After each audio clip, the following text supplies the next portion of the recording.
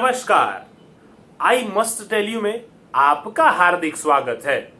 भाई, कोरोना का कहर तो अभी थमा नहीं है, लेकिन और भी तकलीफें मानव समाज को परेशान जरूर कर रही हैं।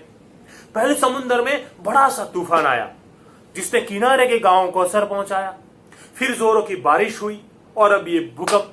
भाई, कोरोना की वजह से हम बाहर तो जा नहीं सकते थे, ऊपर से बारिश, और घर में रहते तो भूकंप। ओ भाई, ये हो क्या रहा है?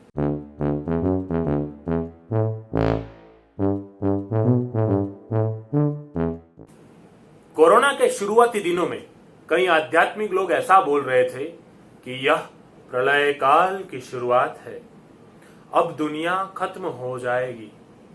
कई लोग ऐसा भी बोल रहे थे कि मानव समाज खत्म हो जाएगा। उसके बाद तूफान आया, फिर बारिश आई, फिर भूकंप आ गया। अब तो बहुत सारे लोग डरने लगे हैं कि प्रलय काल की बात सच तो नहीं है। और इस डर को और बढ़ा रहा है हमारा प्यारा सा सोशल मीडिया, जिसमें तरह तरह की ऐसी बातें फैल रही है जो बताती है कि यह दुनिया खत्म हो जाने वाली है। डर का या डर फैलाने का यह सिलसिला नया नहीं है। 2012 में भी ऐसा डर फैला था, माया कैलेंडर के नाम से। माया कैलेंडर आपको तो याद होगा ही, जो 2012 में बहुत न्यूज में था। इस कैलेंडर में 21 दिसंबर 2012 के बाद कोई तारीख नहीं थी। ऐसी अफवाह फैली कि दुनिया का अंत हो जाएगा, मानव जात खत्म हो जाएगी। 2012 के अंत तक कई लोग इस बात से डरने लगे थे और उन्होंने ये मान लिया था कि सच में दुनिया का अंत होने वाला है। लेकिन ऐसा कुछ भी नहीं हुआ। दुनिया तो बनी रही, कैलेंडर जरूर खत्म हो गया। कैलेंडर गलत था, ये बात दुनिया को पता चल गई। लेकिन फिर भी आज 2020 में लोग तरह तरह की बातें फैलाकर डर फैला रहे हैं, और डरने वाले डर भी रहे हैं। बिना सिर पैर की ये बात है, ये सभी जानते हैं।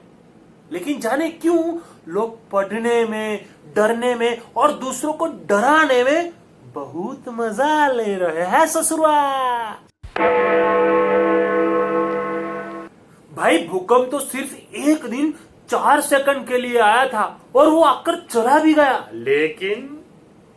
लेकिन इलेक्ट्रॉनिक मीडिया ने उसे पूरा दिन चलाया। एक दिन तो प्रिंट मीडिया ने चलाया और सोशल मीडिया तो आज तक चला रहा है। भूकंप गया नहीं है, फिर से आने वाला है, और ज्यादा तीव्रता के साथ आने वाला है, और वो जब भी आएगा तब ज्यादा तबाही मचाएगा। पता नहीं इन लोगों को कहां से सब जानकारी मिल जाती है।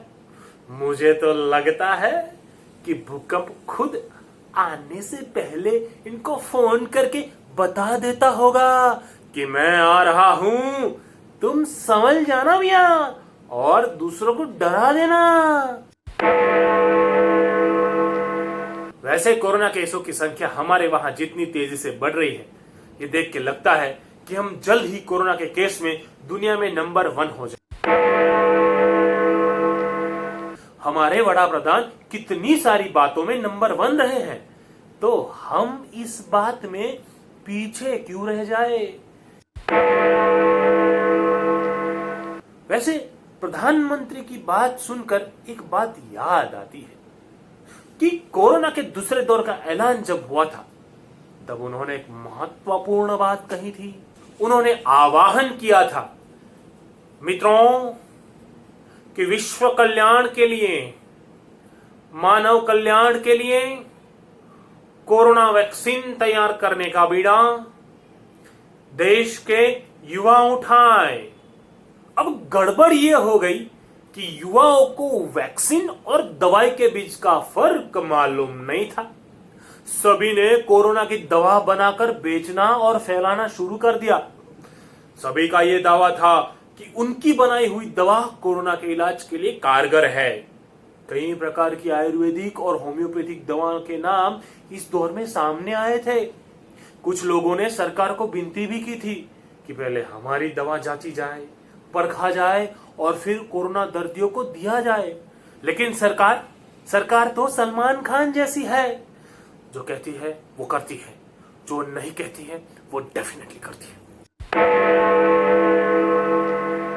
तो सरकार ने ऐसी दवाओं को जांचने का काम किया नहीं, क्योंकि प्रधानमंत्री की मांग वैक्सीन की थी, दवाई की नहीं। हमने भी इस मन से आयुर्वेदिक दवा का प्रस्ताव 18 अप्रैल को जाहिर किया था, लेकिन ना तो सरकार आई उसके बारे में पूछने, ना ही कोई सरकारी बाबू। खैर, हमें उस बात का तो कोई आश्चर्य नहीं हुआ, लेकिन आश्चर्य हुआ पिछले हफ्ते जब हमने स्थानीय अखबारों में समाचार पढ़े। उन्हें समाचारों में लिखा था कि अब कोई भी व्यक्ति कोरोना की दवाई का दावा नहीं कर सकता है। अगर किसी ने भी कोरोना की दवाई बनाने का दावा किया तो उसके खिलाफ कानूनी कार्यवाही की जाएगी। अब जिन्होंने पहले से दवा खुद के पास है ऐसा ऐलान कर दिया था और सरकार उनकी दवा पर रखने नहीं आई थी, उनके मुंह बंद हो गए। सरकार ने अपना स्टैंड क्लियर कर दिया था कि उसे कोरोना की कोई दवा की जरूरत नहीं है। प्रधानमंत्री ने वैक्सीन बनाने का आह्वान किया था, दवाई बनाने का नहीं। सरकार के इस ऐलान से छोटे मोटे लोग तो चुप हो गए, लेकिन तभी दूसरा आश्चर्य सामने आया। बाबा रामदेव जिसके ब्रांड एम्बेसडर है, उस पतंजलि प्रोडक्ट ने ऐसा दावा किया कि उन्होंने कोरोना की दवाई तैयार कर ली है। पतंजलि के सीईओ आचार्य बालकृष्ण जी ने यह दावा किया है कि कंपनी ने एक ऐसी आयुर्वेदिक दवा तैयार कर ली है जो कोरोना के स्टेज 3 पेशेंट के लिए भी कारगर है। अब पतंजलि के पास तो अपना खुद का इंफ्रास्ट्रक्चर है और उनकी दवाई कितनी कारगर है ये जानने के लिए हमें ज्यादा इंतजार नहीं करना पड़ेगा, क्योंकि उसकी दवाई का प्रयोग करने के लिए उन्हें लोग भी मिल जाएंगे और सरकार भी उनको उतनी ही सहाय करेगी। लेकिन सवाल ये सामने आता है कि जब एक हफ्ते पहले ही सरकार ने यह ऐलान कर दिया था कि अगर किसी ने भी कोरोना की दवाई बनाने का दावा किया तो उसके खिलाफ कानूनी कार्यवाही की जाएगी। अब पतंजलि ने यह दावा किया है तो क्या सरकार उसके सीईओ कम फाउंडर बालकृष्णा जी या ब्रांड एम्बेसडर कम फाउंडर रामदेव जी के खिलाफ कोई कार्यवाही करेगी? अगर वो धमकी नहीं थी, चेतावनी थी, तो सरकार को पतंजलि के खिलाफ एक्शन लेकर दाखिला बिठा देना चाहिए ताकि कोई और ऐसी जरूरत ना करे। वैसे हमारा अनुभव तो यह है कि सरकार कहती बहुत कुछ है, करती कुछ खास नहीं है, और जब करती है तो ऐसा करती है कि किसी और के लिए कुछ करने के लायक छोड़ती ही नहीं है। इस बात का उदाहरण पहले ही देश की वर्तमान सरकार दे चुकी है। कर्मचारियों का महंगाई भत्ता 19 महीने के लिए रोककर अन्य राज्यों ने भी यह रुख अपनाया था और अब समाचार सामने आए हैं कि गुजरात सरकार ने भी यह निर्णय लिया है। 1 जनवरी 2020 से लेकर 1 जुलाई 2021 तक राज्य के कर्मचारियों को महंगाई भत्ता न देने का निर्णय गुजरात सरकार ने किया है।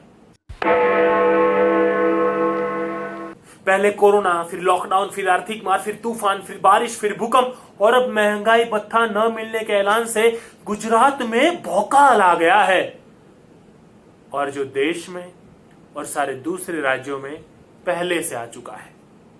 कोरोना के कहर को 3 माह से ज्यादा हो चुके हैं और आज भारत में स्थिति यह है कि जितने लोग कोरोना से ग्रस्त हैं उनसे कई ज्यादा लोग कोरोना से ठीक हो गए हैं, लेकिन फिर भी लोग न जाने कैसी कैसी बातें कर रहे हैं। कोई कहता है कोरोना अभी 1 साल तक रहेगा, कोई कहता है कोरोना अभी 2 साल तक रहेगा, कोई यह भी कहता है कि कोरोना हमारे देश से जाएगा ही नहीं। हाय, क्यों भाई, क्यों नहीं जाने देना है कोरोना को? जैसे कि प्रधानमंत्री जी ने कहा था, कोरोना के साथ जीने की आदत तो हम डालने लगे हैं, लेकिन कोरोना और कितने रंग दिखाएगा ये हमें नहीं पता। नमस्कार।